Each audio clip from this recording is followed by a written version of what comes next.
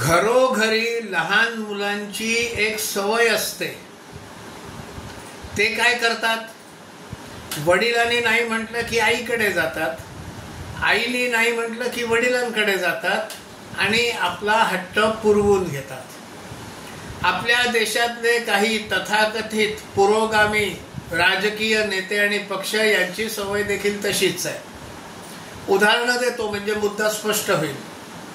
1975 साली अलाहाबाद हायकोर्टानं इंदिरा गांधींच्या विरुद्धच्या निवडणूक याचिकेत इंदिरा गांधींच्या विरुद्ध निकाल दिला.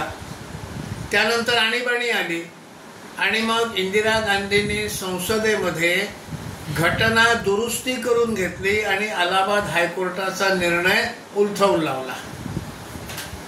1985 साली राजीव गांधी देशाचे पंतप्रधान झाले आणि मग त्यांच्याच कारकिर्दीमध्ये कोर्टानं शहाबानूच्या ट्रिपल तलाक केसमध्ये शहाबानूच्या बाजूने निकाल दिला आणि तिच्या पतीला पोटगी द्यायला सांगितलं. मग राजीव गांधी सरकारनं पुन्हा संसदेमध्ये विधेयक आणलं आणि पुन्हा कोर्टाचा निर्णय उलथवून लावला. म्हणजे कोर्टाने निर्णय दिला की संसदेत तो उलथवून लावायचा. आणि मग आताच्या शासनानं नरेंद्र मोदी सरकारनं 317 कलम रद्द केलं तर त्याच्या विरुद्ध कोर्टात गेले आणि कोर्टात जाऊन तो संसदेचा निर्णय उलथवण्याचा प्रयत्न झाला, पण तो सफल झाला नाही.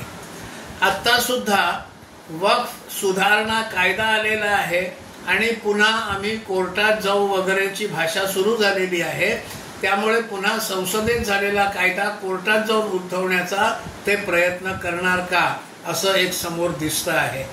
त्यामुळे कोर्टानं निर्णय दिला की तो संसदेत उलथवायचा प्रयत्न करायचा, संसदेने बिल पास केलं की तो कोर्टात जाऊन उलथवायचा प्रयत्न करायचा. म्हणजे लहान मुलं जसं वडिलांनी नाही म्हटलं की आईला विचारायचं, आईने नाही म्हटलं की वडिलांकडे मागायचं, त्यातलाच हा प्रकार आहे.